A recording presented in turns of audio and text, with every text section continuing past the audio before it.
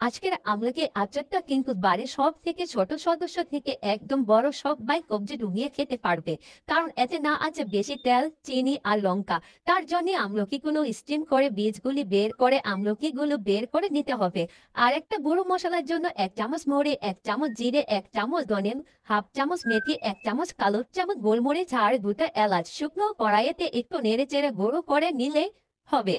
এইভাবে সামান্য একটুখানি সরিষার তেল, তেজপাতা কেটে আমলকিগুলো দিয়ে একটু নেড়েচেড়ে পরিমাণ মতো নরমাল লবণ, বিট লবণ আর একটু হলুদ ভালো করে আমলকির সাথে এই মশলাগুলো যতটা আমলকি ততটা পরিমাণ গুড় দিয়ে 12 থেকে 20 মিনিট নেড়েচেড়ে যখন এইভাবে গুড়টাও মিলে যতটা আমলকি ততটা পরিমাণ গুড় দিয়ে 12 থেকে 20 মিনিট নেড়েচেড়ে যখন এইভাবে গুড়টাও মিলে যাবে ভেজে রাখা মশলাগুলো দিয়ে আরো একটু নেড়েচেড়ে নামিয়ে নিলে রেডি হয়ে গেল আমলকি টক ঝাল মিষ্টি আচার।